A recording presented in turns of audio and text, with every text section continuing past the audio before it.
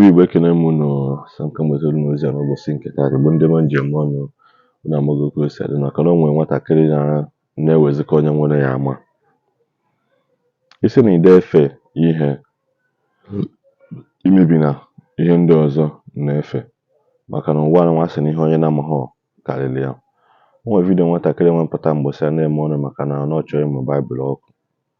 Ọ mụchara Baịbụl ọkụ mụọ stika Jesus Christ ọkụ na onweghị ya eme na ụmụ ihe anụnwa ọ na-eme na anwụghọ ihe ọ pụtara na isi ka a na-asa ndị mmadụ for believing in God and to be reading the Bible.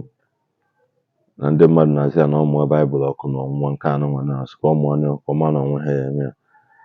Mgbe na-agwụkwa na ewe na-asị na ọ bụghị ọnwụ na-egbu nwa nkịta anaghị ekwe na isi nsị. Biko Igbo dị mgbanye m njem ọnụ, ịma na ihe ịchọghị ihe hapụ ya na ọnwụ egbughị gị taata bụ mere na ọma mgbu gị echi. Biko onye mmadụ izbọ ejeje dụọ ya ọdụ na ọ bụghị ka esi eme na-elekere na vidiyo anụnwa dị n'akụkụ ebe a ka unu fụ ihe nwatakịrị a na-eme na desecrate other people's religion maka na Chukwu kere n'igwe kee ụwa ogo onye awụrụ Koran ka iji ewelu mma eji maka na m awụghị Muslim wee jee buru Koran ndị Hausa mụọ ya ọkụ online. A achọgide gị bee gị isi mana ọgọrọ isi emesifu ụgwọ mana nwantị na-ekwukwa maka dis bụ onye maara ya jee kpọọ ya dụọ ya ọdụ maka na o wee ego ka onye nwere ya mana ene vidiyo na ka unu fụ ihe nwatakịrị ya mee Baịbụl ya na foto Jesus Christ. This Bible ọkụ. I will like this Bible. I want to know if it will work.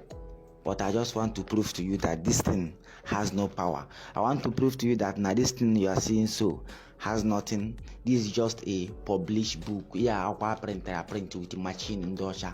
If you want to go and buy it, you still use your money to buy it. None of them. Nigeria is not in the Bible. Ghana, Togo, none of them is in this Bible. But you believe that their God died for you. So let's test this one. Let's go there. Remember to share this video before watching. Let's go there. I'm going to like this Bible. Bible life and now. Let's go there. So let's go there. I have to tear the sheet of the Bible, so-called power Bible, this thing. So yes, I have to put it on my table. Yes. Maybe not the watch or then make I like the Bible. May we see how it go be. Show the Bible don't catch fire. That Bible don't catch fire. The light even want to hey man, have to run another one. Maybe if it is by mistake. So they say so you see a book of Proverbs right beside the open for you. You see the Bible the Bible don't catch fire. I have to light this one again for me to show you. See this one. This one I even want to light me. Hey, this one don't catch fire. This one don't catch fire. That in the book of Deuteronomy. This one. Nigeria, children they say when I go carry church for head. They tell when I say this thing they very powerful. Nah lie, this thing no get power. You no get church power. This is not just book where we say they print to give you. Just they make noise. You see show you they see they tell you say if person carry gun, you carry this thing, you defeat them. If soldier catch you, my dear, one man, one bullet, you don't die.